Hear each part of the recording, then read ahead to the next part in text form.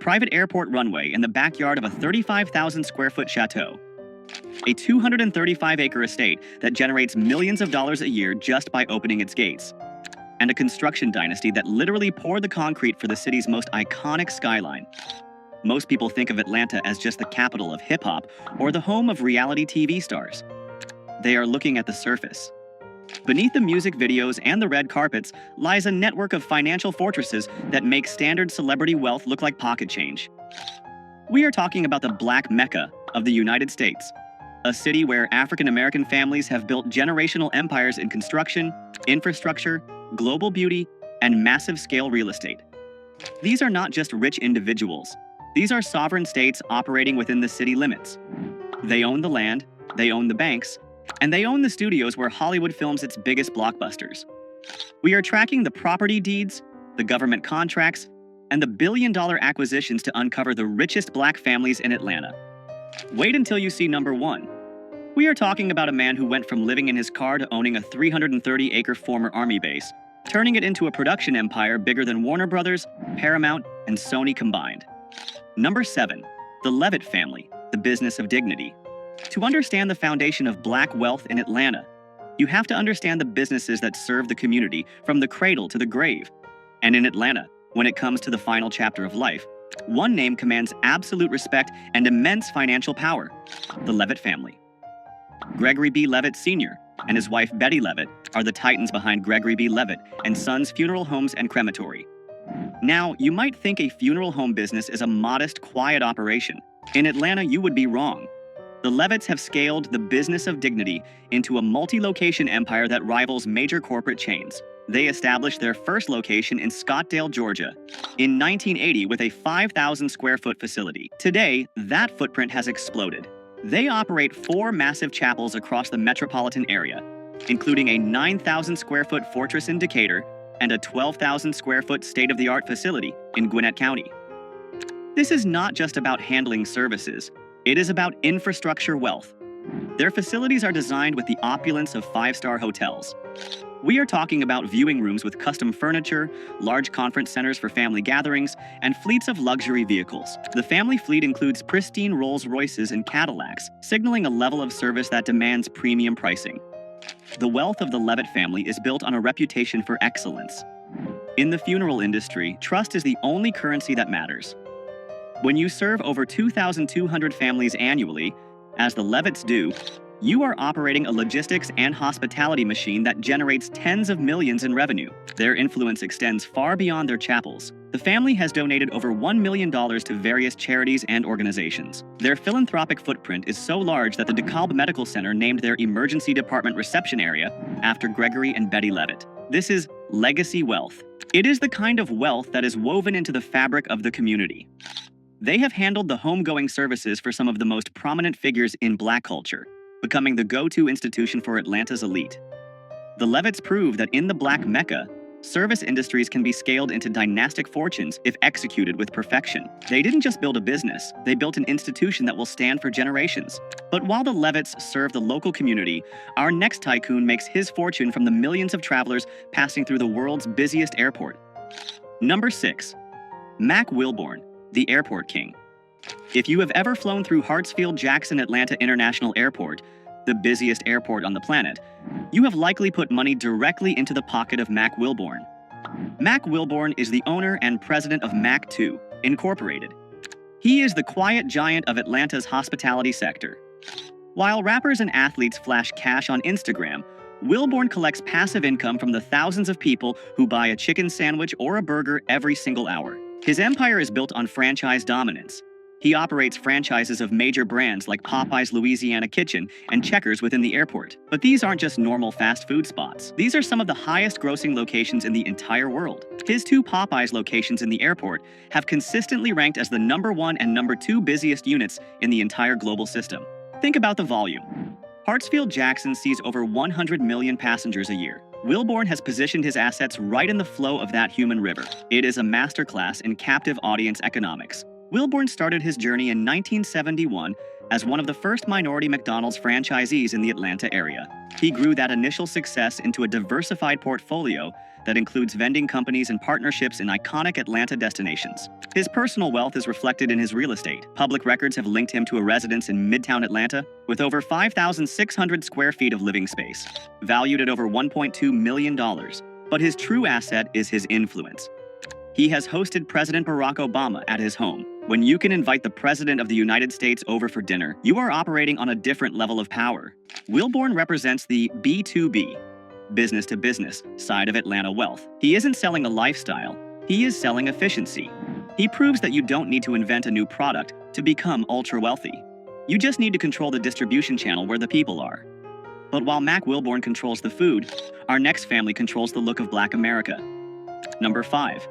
The Bronner family, the beauty dynasty. In Atlanta, the beauty industry is not just vanity, it is an economic engine worth billions. And sitting at the throne of this industry is the Bronner family. They are the owners of Bronner Brothers, a private, family-owned company that is one of the largest African-American hair and skincare producers in the United States. Their story is the definition of generational wealth. It began in 1947 with Dr. Nathaniel H. Bronner Sr. and his brother Arthur E. Bronner Sr.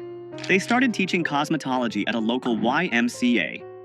Today, the second generation, led by Bernard Bronner and his brothers, controls an empire that exports products around the globe.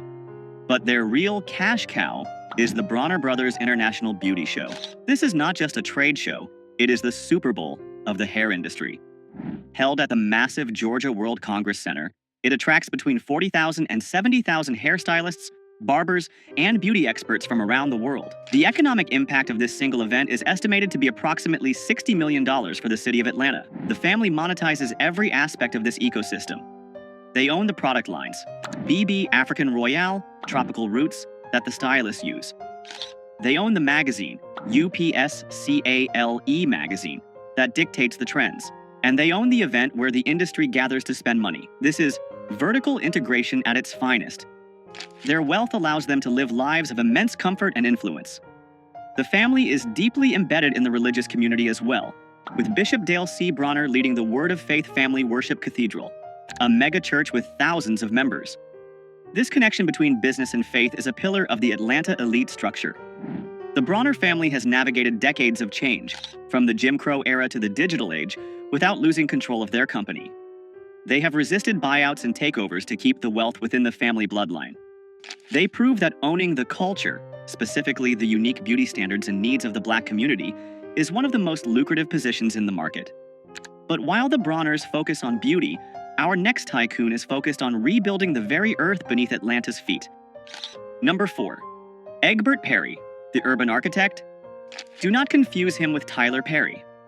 Egbert L.J. Perry is a tycoon in his own right, a man whose wealth is written in concrete, steel, and the skyline of the city.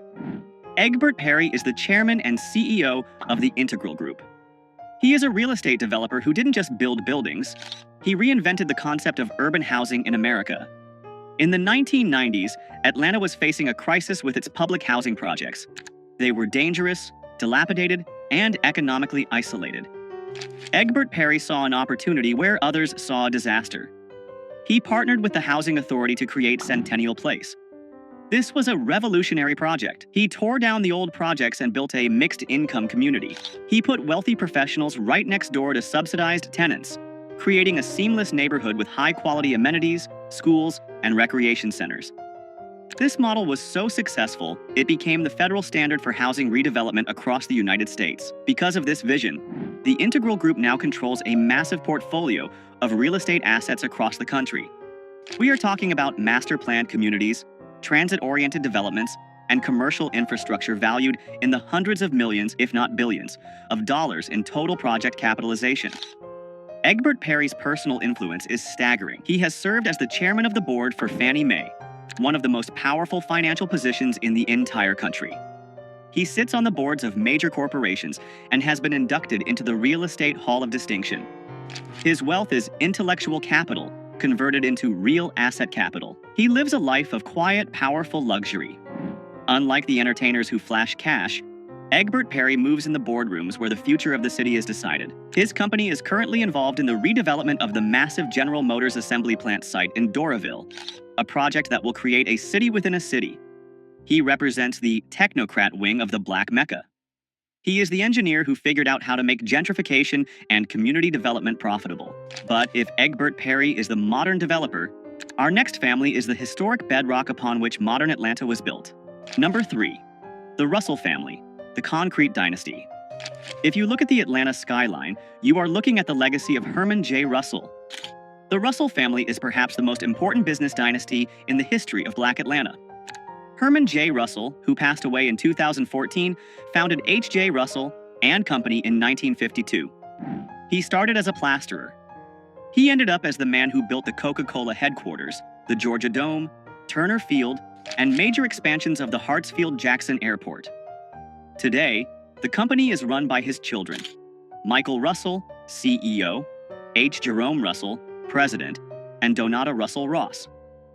They have successfully transitioned the wealth from the founder to the second generation, a feat that many families fail to achieve.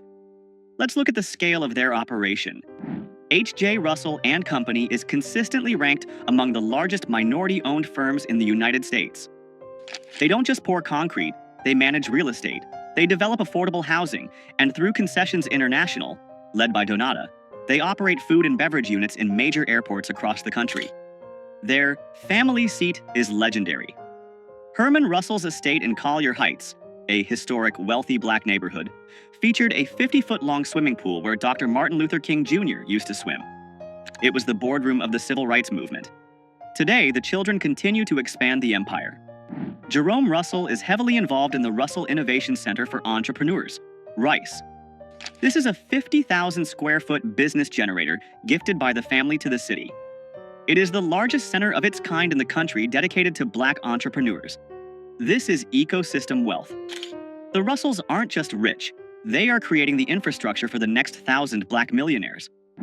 Their personal real estate portfolios are vast, with holdings across Atlanta. They move with the confidence of a family that knows they literally built the walls the rest of the city lives behind. The Russell family proves that true power isn't just about having money in the bank, it's about having your name on the buildings. But now, we transition from the old money builders to the new money land barons. Our next entry is a rapper who realized that land is the only thing they aren't making any more of. Number 2. Rick Ross, the land baron of Fayetteville. Most rappers buy a mansion. Rick Ross bought a zip code. While he made his name in music, William Leonard Roberts II, known as Rick Ross, has pivoted into becoming one of the most asset-heavy celebrities in the South. His residence, which he calls the Promised Land, is the single largest private home in the state of Georgia. Let's break down the numbers because they are staggering. The estate sits on 235 acres of land in Fayetteville, just outside Atlanta. The main mansion is 54,000 square feet. It has 109 rooms. It features a dining room that can seat 100 people. It has a 350,000-gallon swimming pool, which is the largest residential pool in the United States. Ross bought this property from the legendary boxer Evander Holyfield for a reported $5.8 million in 2014. Today, with the renovations and the explosion in Atlanta real estate values, it is worth multiples of that figure. But here is the global status twist. Rick Ross doesn't just live there, he monetizes it. He turned his front lawn into a revenue stream. He hosts the Rick Ross Car and Bike Show, a massive annual event where thousands of people pay hundreds of dollars for tickets to see his car collection and walk on his grass. He turned his house into a convention center. And let's talk about that car collection. Ross owns over 100 cars, most of them classic Chevrolets and luxury Maybachs. He has a garage that looks like a museum, but he didn't stop at 235 acres. He recently spent another $4 million to buy an additional 87 acres adjacent to his property, expanding his kingdom even further. His business portfolio is equally dense. He owns over 25 Wingstop franchises. He owns Checkers and Rally's restaurants. He has partnerships with Bel Air Rosé and Rap Snacks. Rick Ross is the ultimate example of diversified hustle. He took the cash flow from rap music and poured it into tangible, hard assets, land, franchises, and classic cars. He cuts his own grass, literally, to save money and keep himself grounded. but he lives in a palace that was built for royalty. He proves that in the new Atlanta, you can start as a correctional officer, become a rap star, and end up as a landed gentry. But even the promised land pales in comparison to the sheer, industrial-scale dominance of our #1 spot. This is a man who didn't just buy a house. He bought a military base. Number 1. Tyler Perry, the Sovereign of the South. We have arrived at number 1. The billionaire who redefined what is possible for a black creative in America, Tyler Perry. Tyler Perry's wealth is estimated by Forbes to be $1.4 billion. But that number doesn't tell the full story. The story is in the land. Tyler Perry owns Tyler Perry Studios, a 330-acre production facility in southwest Atlanta. To put that size into perspective, you can fit the studios of Warner Brothers, Paramount, and Sony inside Tyler Perry's lot, and still have space left over. He purchased this land, which was the former Fort McPherson Army base, in 2015 for $30 million. It was the deal of the century. Today, that land is priceless. It is the only major motion picture studio in the nation owned by an African American. The studio features 12 massive sound stages, each named after a black Hollywood legend like Sidney Poitier and Oprah Winfrey. It has its own replica of the White House, which he rents out to productions like The Oval. It has its own neighborhoods, a green screen building, and acres of woodlands. Marvel shoots Black Panther here. The Walking Dead filmed here. Every time a major studio needs a facility in the Hollywood of the South, they have to pay rent to Tyler Perry. But his personal lifestyle is just as astronomical. For years, he lived in a 17-acre estate in Buckhead that was so lavish it set records when he sold it. He sold it for $15 million to an evangelist, and it was later bought by Steve Harvey. This house featured a 70,000-gallon infinity pool and a ballroom underground. But Tyler Perry needed more space. He is currently building, and nearly finishing, a new massive estate near his studios that defies logic. Reports and aerial footage reveal a home that is more like a resort. It features a massive lap pool, organic farms for horses, and, get this, a private airplane runway in the backyard. Yes, a runway. Because when you are worth $1 billion and you own a private jet, you shouldn't have to drive to the airport. You should be able to fly directly into your living room. He also owns a private island in the Bahamas, White Bay Cay, where he built villas for his guests. He owns a mansion in Beverly Hills, which he famously lent to Prince Harry and Meghan Markle when they left the UK. His wealth comes from a crucial decision he made early in his career: ownership. He owns 100% of his content. Every Madea movie, every TV show like The Haves and the Have-Nots, every play, he owns the negatives. He didn't sell his rights for a quick check. He kept them. Now, he licenses that content to networks like BET for hundreds of millions of dollars. Tyler Perry is the ultimate manifestation of the Black Mecca dream. He came to Atlanta with nothing, sleeping in his car. He utilized the city's support for black art to launch his plays. He reinvested every dollar into land and infrastructure. He didn't just ask for a seat at the table. He built his own table, in his own house, on his own 300 acres of land. From the funeral parlors of the Levetts to the airport franchises of Mack Wilbourn, and from the construction sites of the Russells to the sprawling studio lot of Tyler Perry, these families are the pillars of Atlanta's wealth. They prove that the Black Mecca is not just a nickname, it is a financial reality. They have built ecosystems that support thousands of jobs and generate billions in value. They have moved beyond being consumers of luxury to being the producers of it. They own the land, the buildings, and the businesses that make the city run. So, which of these empires impressed you the most? Was it the sheer scale of Rick Ross's Promised Land or the strategic genius of the Bronner family's beauty empire? Let us know in the comments below. And if you want to see how black wealth is exploding in other cities, click the video on your screen right now. You won't believe the fortunes being built in Houston, Texas. Subscribe for more deep dives into the world of hidden wealth. I'll see you in the next one.